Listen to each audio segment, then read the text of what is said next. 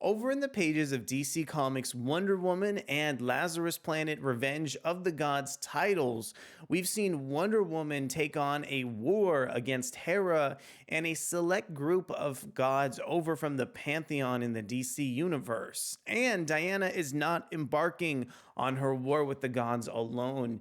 She's actually enlisted several heroes over for the Shazam property to go ahead and aid her. And in this latest issue of Wonder Woman, we're going to get one of our most climactic looks at a direct fight between Diana and Hera. My name is Ariko Braddock, and today let's go ahead and dive deep into the pages of Wonder Woman 798 to see just how far Diana goes with her battle against Hera and the rest of the gods. But before we get deeper into the video, I want to go ahead and encourage you to consider subscribing to the channel and hitting that like button if you enjoy our content. And of course, I want to kick things off by introducing DC Comics solicitation text for this new issue of Wonder Woman. Bring on the thunder, a Lazarus Planet Revenge of the Gods tie-in, The Reckoning Part 2. To save Themyscira, Wonder Woman must join forces with an unexpected ally, a sworn enemy of the Amazons. But to finally defeat the gods, Diana needs the new champion of Shazam at her side. Will the heroines find each other before it's too late? And I want to go ahead and introduce our creative team on this new issue of Wonder Woman. This issue is written by Becky Cloonan and Michael W. Conrad, with art from Amancay Nahuelpan, colors from Tamra Bonvillain, letters from Pat Brosseau, and we have a cover over from Yanick Paquette and Nathan Fairbairn. Here's a look over at Wonder Woman issue 798's gorgeous cover, showing and actually kind of foreshadowing a kind of key plot point in this issue where we see Diana do battle with Hera. And I want to give a big thanks over to Adventures in Poor Taste for posting this preview of Wonder Woman 798 so quickly.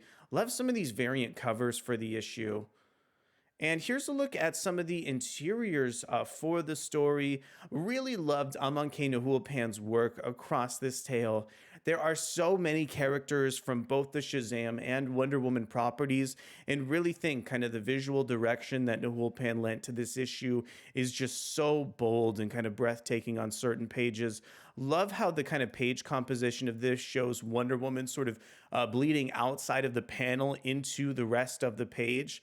And also the way that Ares is kind of looking at Diana over with a smile while she's giving a sort of, more muted facial expression back to him is just an epic moment here that is captured so well from sort of a visual standpoint. And also, as you can see from some of these preview pages, there are just so many characters from Cheetah, Shazam, and even the new champion of Shazam kind of returns over on this issue as well. So I really think that Amancay Nahuelpan does just a wonderful job depicting each figure, making sure that they stand out, and drawing this issue with just an incredible amount of precision overall, especially as with the two Shazam characters. I don't think readers really get those kind of confused as well throughout the book, which I think also speaks to some of the great color work over from colorist Tamra Bonvillain on this issue as well. Now, in terms of some of the writing over from Conrad and Cloonan, I had a really fantastic time with this latest issue of Wonder Woman. I think overall, with kind of Lazarus Planet Revenge of the Gods, the tone for this series has been just right. It's always been so much fun to kind of get new supporting characters that kind of introduce themselves back, from the casts of Shazam and Wonder Woman back into this series. And I really thought that Mary had just so many kind of wonderful moments in this issue. One of Mary's kind of key choices that she makes in the book has a direct impact on Diana's fight over with the gods in this issue. So I just thought that was an absolutely wonderful moment, captured so well from, I think, both Nahuelpan and Bonvillain from the artistic side of the tale as well. And also thought that Diana had some really interesting back and forth over with the character of Ares as well. It's interesting that Ares is assisting Diana due to the fact that Ares is actually a god.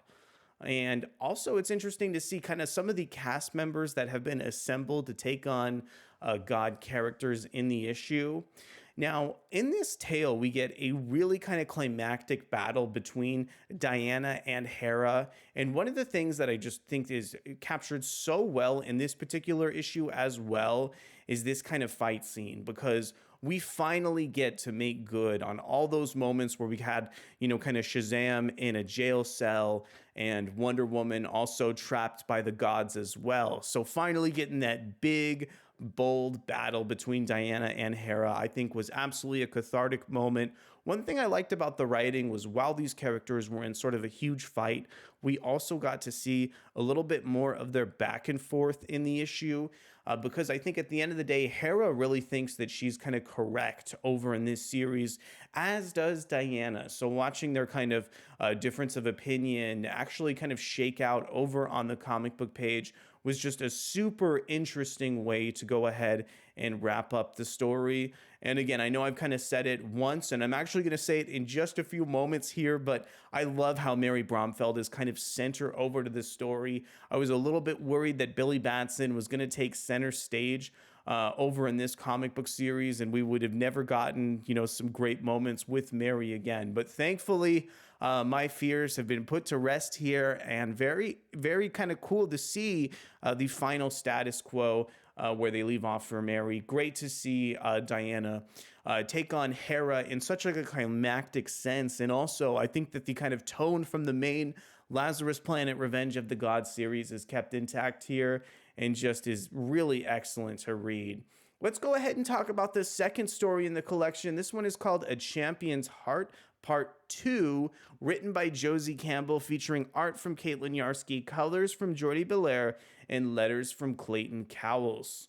So I feel kind of very similar to this story as I did with the first one. And I mentioned I was going to talk about Mary again. This really is kind of the extension of the new champion of Shazam. Really like all the moments in this issue between Diana and Mary. And one of the things that I like about this issue, even more than I do with kind of everything I've mentioned this far, is that this second story actually feels very important to continuity.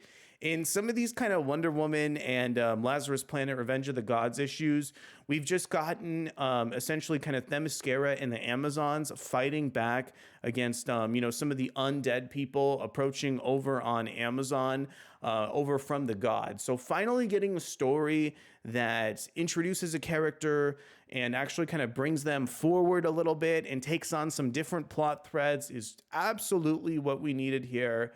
I would have to say that this is probably one of my favorite recent stories in the collection. I love how kind of Mary's inferiority is kind of processed directly from Diana. I think there's some really solid character work here.